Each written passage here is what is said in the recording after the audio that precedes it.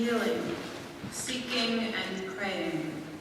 A time for affirmation of self, for the tending and healing of wounds, for the nurturing of hope, the cultivation of gratitude, and the building of justice. May this be a time when we are strengthened by community to live out our personal convictions of the heart. May this be a time when the cup of our souls is refilled to overflowing, so that we might go out into the world to spread peace. May this be a time of both deep comfort and discomfort as we hear our call to love and to heal the world. Amen. This morning, we remember and celebrate Reverend Dr. Martin Luther King Jr. We remember the incredibly moving words that he spoke to generations of people who were so inspired that they then changed the nation. Tomorrow, all over the country, white, black, and brown people will sit together at breakfast tables, in high school cafeterias, and in church basements, and at community centers. A group of us will be heading to Wellfleet to march in the MLK Day Walk, and we will watch King's I Have a Dream speech, and we will break bread together, and it will feel good. It will feel amazing. And it will be amazing. And it certainly is a day and a life to celebrate. We read King's words as a responsive reading earlier, and they were beautiful. And we all remember and celebrate them with our collective voices. And I don't want to take anything away from all of that. These are good things. But as I was rereading some of Martin Luther King's books this week, I was reminded that though we celebrate King's words and actions every year on this weekend, the Martin Luther King that we celebrate is often a watered-down version of his true self. We celebrate the pieces of his work that we can all agree on and feel good about. But what about the things that he said that challenge us? Martin Luther King Jr. has become such a beloved figure in our history that he is like a friend to us. We have a painting of him downstairs in Acker Bosworth Hall. He's like one of us, and it's comforting. But what about the things that he said that make us uncomfortable? Those are his words too, but we just don't quote them as much. We quote the same lines each year until we feel we know Martin Luther King, because those words are part of us, part of our story. We know that hate cannot drive out hate, only love can do that. We know that our children should not be judged by the color of their skin, but by the content of their character. We know that faith is taking the first step even when you don't see the whole staircase. And these are good things to know. But it's also a dangerous thing to memorize 10 quotes and to think you know a man. By thinking we know Martin Luther King, we sometimes end up using his image against those who are working for justice today. For instance, I have heard people condemn the protests in Ferguson and other places by saying, Martin Luther King was a peaceful protester. He would never have supported that rioting. But what about this quote from A Testament of Hope? I am not sad that Black Americans are rebelling, he said. This was not only inevitable, but eminently desirable. Without this magnificent ferment among Negroes, the old evasions and procrastinations would have continued indefinitely. Black men have slammed the door shut on a past of deadening passivity. Except for the Reconstruction years, they've never, in their long history on American soil, struggled with such creativity and courage for their freedom. These are our bright years of emergence. Though they are painful ones, they cannot be avoided. Those words ring true to me today. The Black Lives Matter movement is creative and courageous. Painful, yes, and necessary. Here's another King quote that I think we need to know. It's from his letter from a Birmingham jail in 1963. First, I must confess that over the last few years, he says, I have been gravely disappointed with the white moderate.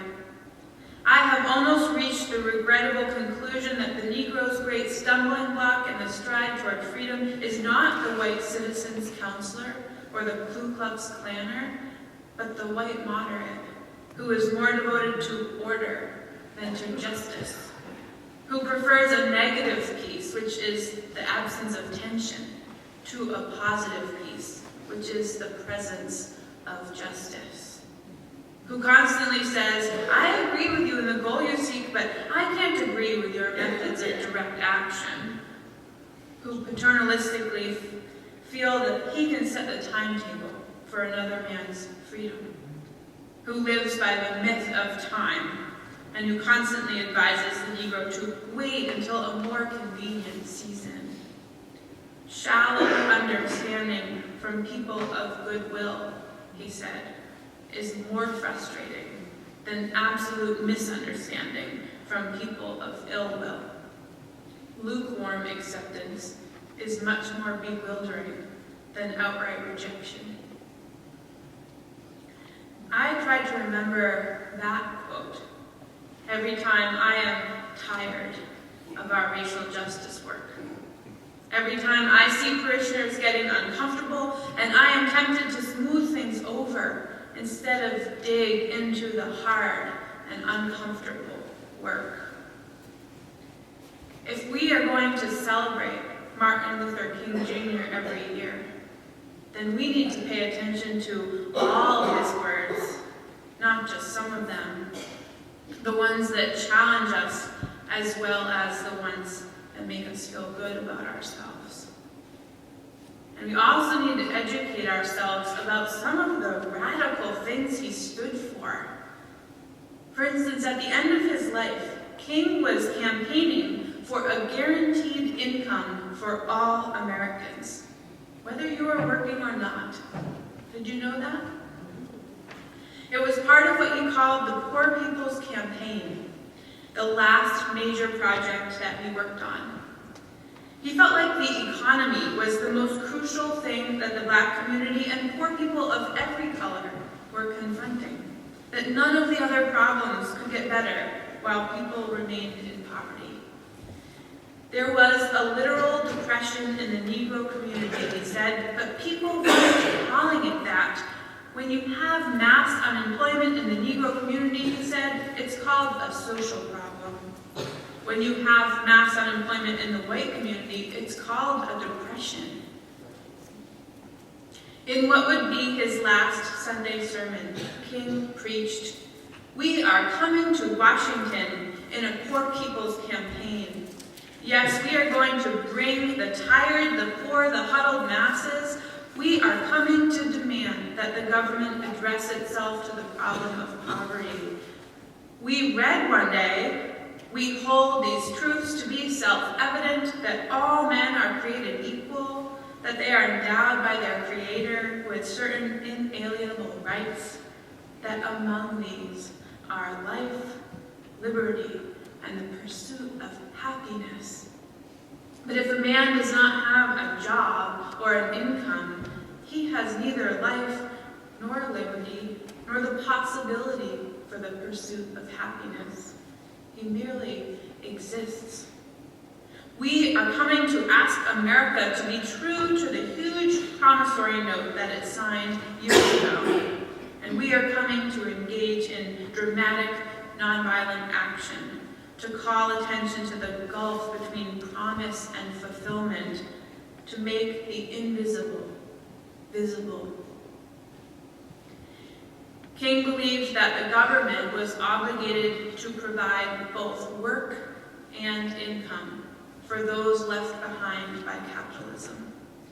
The Poor People's Campaign of 1968 demanded $30 billion a year to be used to combat poverty, congressional passage of full employment and guaranteed income legislation, and construction of 500,000 low-cost housing units per year until the slums were gone. The campaign was to be organized into 3 phases. The first was to construct a shanty town on the National Mall between the Lincoln Memorial and the Washington Monument. They called it Resurrection City. Maybe that's where the Occupy movement got their idea. The Southern Christian Leadership Commons got permits from the National Park Service and planned to house up to 3,000 campaign participants in tents and makeshift houses. They were going to camp out until they got results. The next phase of the plan was to begin public demonstrations, mass nonviolent civil disobedience, and mass arrests to protest the plight of poverty in this country.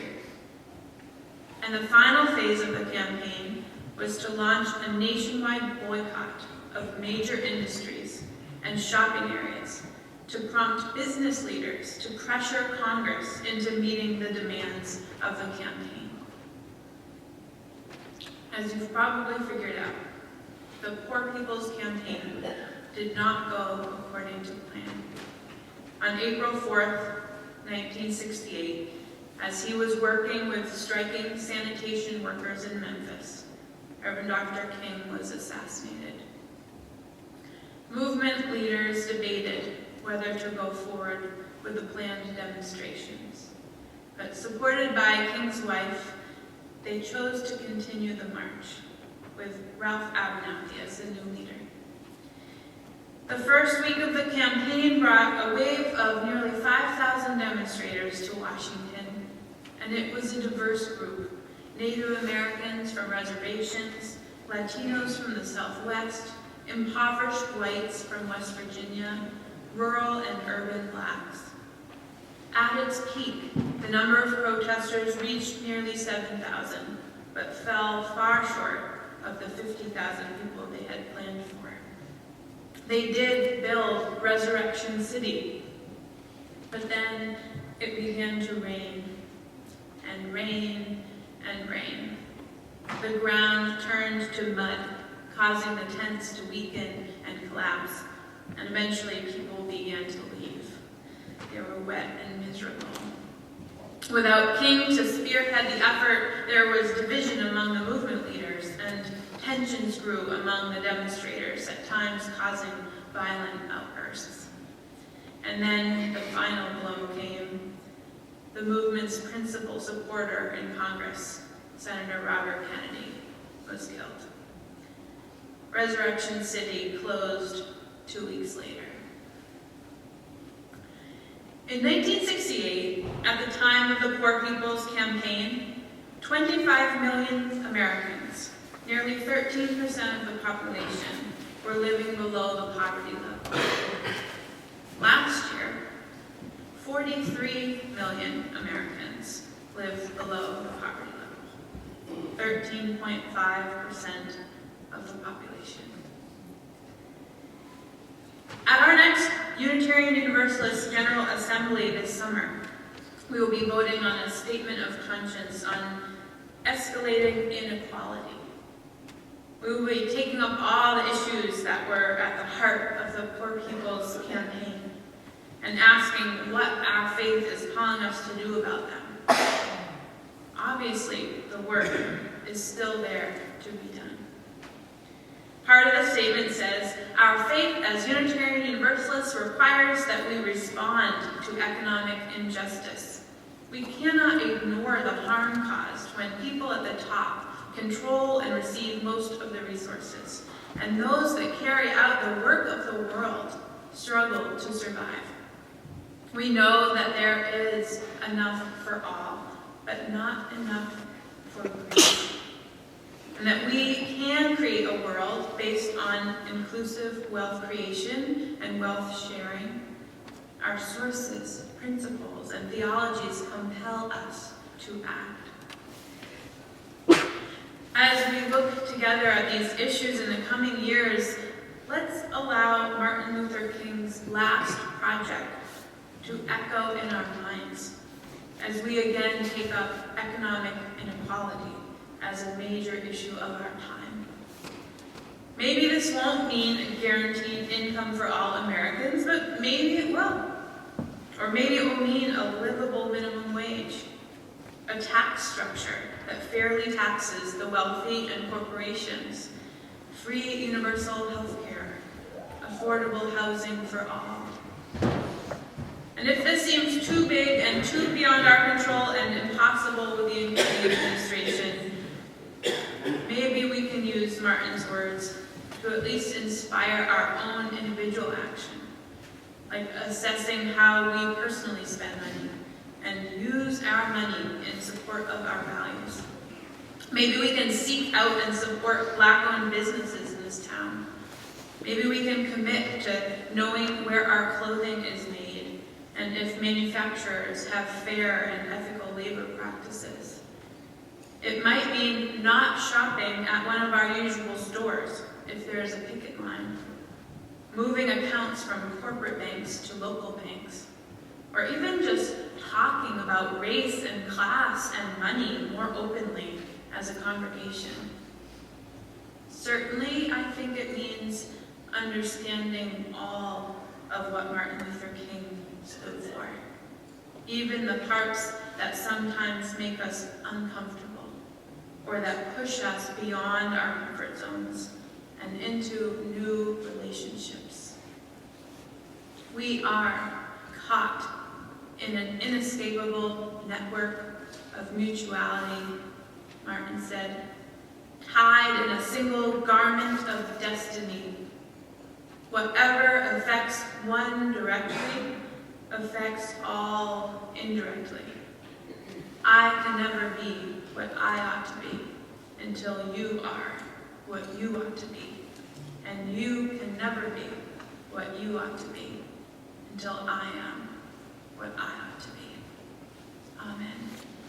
And blessed be. Before we go, I want to acknowledge that many of us will be attending the women's marches in Washington, D.C. and in Boston and elsewhere on Saturday. If you're coming to Boston, let me know. I'll tell you where to meet up with us. These marches happening all over the country are a chance for us to stand up for equality, dignity, and justice.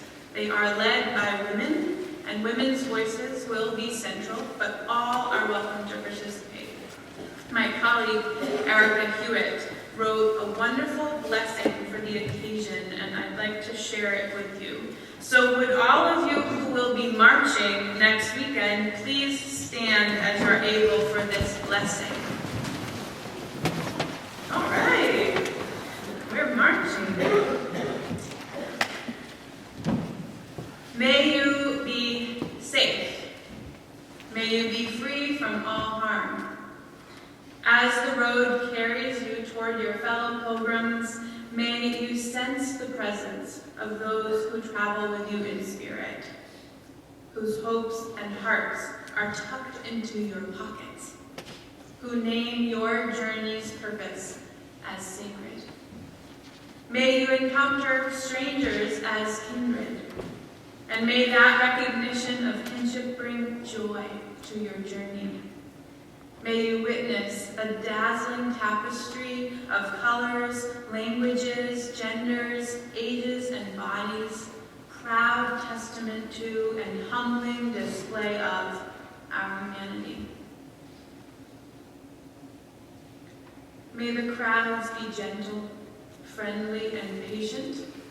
If not, may the spirit of playfulness appoint you as its momentary agent. May you offer praise for gestures of kindness. May the sturdiest of marchers make space for those who need more time, more help, or a different means of moving. May those bearing snacks share generously with others. In your hour of need, may you easily find a restroom, and may it accommodate your body's gender, size, and abilities. Amid the heady flurry of selfies and hashtags, may you remember the commitment that led you there and what will be required of you for the road ahead. Gather it all up, blessed ones. Let it feed you. Allow the crowd's electric thrum to seep into you, knitting itself into courage, into holy boldness, into fuel for the journey back and for the journey forward. Blessings.